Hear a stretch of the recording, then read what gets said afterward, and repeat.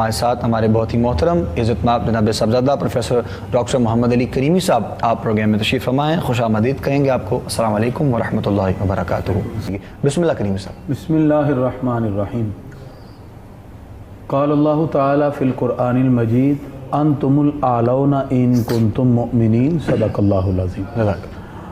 آج جو آپ نے موضوع کا انتخاب کیا وہ اپنی جامعیت کے اعتبار سے بہت سا مضمون اپنے دامن میں رکھتا ہے، اور جتنے کرنٹ ایشو ہیں اس کے اعتبار سے یہ ایک بڑا ہی برننگ ایشو بھی ہے، اور خاص طور پر اسلام اور ایمان والوں کے حوالے سے جو بالخصوص ایک نیگیٹیوٹی کی طرف لوگوں کو منتقل کیا جا رہا ہے، ایک منفی پروپیگنڈا کی طرف، اس سے ہمیں صرف نظر کرتے ہوئے اسلام کے اس فوکس کو اجاگر کرنے کی ضرورت ہے جس کے لیے آقا علیہ الصلوۃ والسلام کی 23 سالہ زندگی اٹھا کے دیکھیں تو سوائے امن، آشتی، محبت کے کوئی اور پیغام نہیں ملتا۔ بے شک بے شک، سبحان اللہ۔ 23 سالہ زندگی تو وہ ہے جو آقا علیہ الصلوۃ والسلام کے اعلان نبوت کے بعد ہے، بالکل۔ اور میں پوری علی وجہ البصیرہ اور ذمہ داری سے یہ بات کرتا ہوں، آپ اس سے پہلے کے احوال بھی دیکھیں تو آقا علیہ الصلوۃ والسلام نے اس معاشرے میں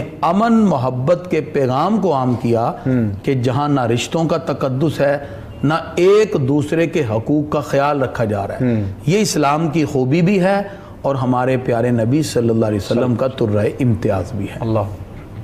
اللہ تعالیٰ نے اپنے محبوب کے پیغام کو کسی ایک قوم اور قبیلے اور وقت کے ساتھ مختص نہیں کیا۔ اللہ تعالیٰ ارشاد فرماتا ہے، پیارے محبوب آپ کی شان یہ ہے، یا ایھا الرسول، آپ کہہ دیجئے کہ انی رسول اللہ علیکم جمیعا، میں تم سب کی طرف رسول بن کے آیا ہوں۔ تو اس سے کیا پتہ چلا؟ اللہ تعالیٰ فرماتا ہے قل یا ایھا الناس، محبوب اعلان کریں اے لوگو میں تم سب کی طرف رسول بن کے آیا۔ جب آقا علیہ الصلوۃ والسلام کی رسالت عامہ ہے تو اس بات کی دلیل ہے کائنات کا کوئی بھی فرد ہو، اسلام امن اور محبت کے ضابطے میں اس کو اپنے دامن میں لے لیتا ہے۔ سبحان اللہ سبحان اللہ۔ نبی کریم صلی اللہ تعالی علیہ وسلم سے قبل جتنے انبیاء کرام گزرے، اگر ہم تاریخی پس منظر میں دیکھیں تو ان کا پیغام صرف ایک قوم، قبیلے اور ایک وقت تک محدود تھا۔ لیکن آقا علیہ الصلوۃ والسلام کا جب پیغام عام ہے تو اس میں امن کی بات بھی۔ سبحان اللہ۔ اللہ تعالیٰ نے قرآن مجید فرقان حمید میں بار بار اس امت کو نام سے مخاطب کیا، یا ایھا الذین آمنوا، اے ایمان والو۔ ایمان تقاضا کرتا ہے امن کا، محبت کا اور ایک دوسرے سے یگانگت کا، جس میں امن کی بات ہے۔ اور یہ امن کا پیغام صرف مسلمانوں کے لیے نہیں ہے، یہ سب سے بڑی بات ہے۔ یعنی اگر ہم یہ دیکھیں باقی مذاہب میں یہ کہا جاتا ہے کہ ہم توریت کو مانتے ہیں باقی نہیں مانتے، ہم انجیل کو مانتے ہیں باقی کا انکار کرتے ہیں۔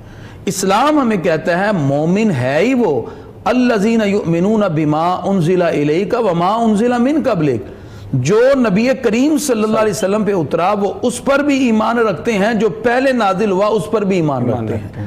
اس کا مطلب ہے کہ ہمارے ہاں امن کی بات ہے، ہمارے ہاں پہلی کتابوں کا بھی انکار نہیں، بلکہ 1,24,000 انبیاء میں سے کسی ایک نبی کا بھی انکار نہیں۔ یہ وہ خوبصورت پیغام امن ہے جو ہمیں اسلام کے دامن سے ملتا ہے۔ بالکل ٹھیک۔ اور اس کا دائرہ کار صرف مسلمانوں کے لیے نہیں ہے، ایک اسلامی مملکت میں غیر مسلم بھی بستے ہیں۔ اسلام کہتا ہے کہ اس غیر مسلم کو پورے مذہبی حقوق دو۔ یہ امن کی سب سے بڑی مثال ہے، وہ اپنی مذہبی آزادی کے ساتھ رہیں۔ اسلام کہتا ہے کہ مائنورٹی کو اور جو اقلیت ہے اس کو پورے کا پورا معاشی حق دو، وہ اپنی معاش کو جیسے بہتر کرے، اپنے اکنامک سسٹم کو ڈیولپمنٹ کرے اور اس علاقے میں رہے، اس ملک میں رہے۔ اسلام کہتا ہے غیر مسلم کو معاشرتی حقوق بھی دو، وہ سوشل ایکٹیویٹیز میں معاشرے کا کردار ادا کرتے ہوئے ایک بہترین فرد بن کے اپنی زندگی گزارے۔ اسلام کہتا ہے اس کو سیاسی حق بھی دو، اس کی جو پولیٹیکل رائٹس ہیں وہ اس کو دیے جائیں، وہ اس کو استعمال کرے۔ تو اسلام نے اپنا دائرہ کار صرف مسلمانوں تک نہیں، غیر مسلموں تک بھی اس خوبصورت انداز میں وسعتوں کے ساتھ رکھا کہ سارے اسلام کی امن کی چادر کے نیچے آ گئے۔ اور نبی کریم صلی اللہ علیہ وسلم کا یہ خوبصورت طرہ امتیاز تھا۔